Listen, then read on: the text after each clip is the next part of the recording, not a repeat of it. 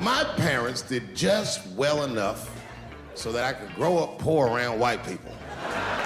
Dave Chappelle's Netflix special, Sticks and Stones, is controversial. For example, he says he doesn't believe the men who've accused Michael Jackson of molesting them when they were boys. Even if he did do it, you know what I mean?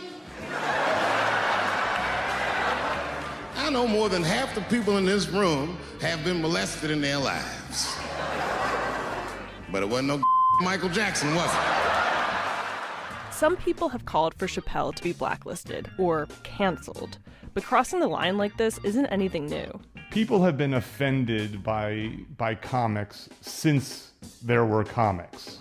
Dr. Peter McGraw is a psychology professor at the University of Colorado Boulder and an expert in the scientific study of humor. Laughter sits in the sweet spot between totally benign, something that's just purely okay, and something that is totally a violation, something that is just wrong.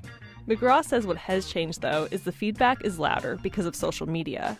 But no one has ever really agreed on the ground rules of what's offensive. Because what is wrong and what is okay is seen through a person's own lens, how they end up seeing the world.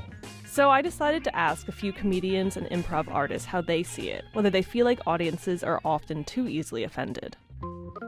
My name is Tony Sparks. You can find me rummaging around the Tenderloin. In the 80s, comedy, if you look at anything comedy in the 80s, it's all racist, sexist, ageist. It's just terrible. But now you have to kind of walk the line. So you can say anything and you never know. You never know the pain that people have gone through, and they are carrying it. So you might be saying something, you might be talking about unicorns, and they go like, what is he saying about me? You know what I mean? And it's not even directed at them.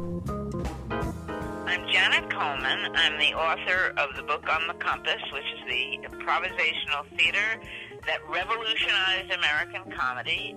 My only gripe is the offense taken by male comedians about not being as free as they once were to degrade women and gays and trans people and people of color. I think there's a line to be drawn, a humane line. If you limit what can be done and said just as an artistic exercise, it might prove fruitful if you can't be cruel or can't be this or that, you know. My name is Larry Dorsey Jr., Larry Dorsey Jr. Growing up here in San Francisco, I always say San Francisco is so racist, they stopped believing racism exists, right? So I've had a lot of times where people come up to me and say a black joke, and they don't understand the historical significance or why that joke it had even came to be.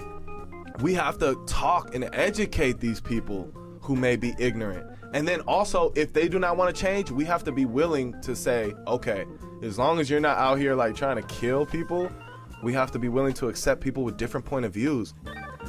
There are comedians like Hannah Gadsby who are pushing boundaries precisely by being more sensitive and introspective. In her stand-up special, Nanette, Gadsby begins with jokes about being told she's not lesbian enough and regularly mistaken for a man. I wouldn't want to be a straight white man. Not if you paid me. Although the pay would be substantially better. But then, in a twist, she declares she's decided to quit comedy. She's tired of making fun of herself and people who identify with her. She says that can be damaging in a different way. Do you understand what self-deprecation means when it comes from somebody who already exists in the margins? I put myself down in order to speak, in order to seek permission to speak. And I simply will not do that anymore, not to myself or anybody who identifies with me. Nanette ended up being a hit because people crave that vulnerability from a comedian, not just cheap punchlines. Then there's people like Louis C.K. After he was accused of sexual harassment, he went on a comeback tour and told more jokes about masturbation. At the end of the day, if you want to make people laugh, you need a good sense of timing and the ability to read the room. Just jokes, though. Clearly, just jokes. For Philosophy Talk, I'm Holly J. McDeed.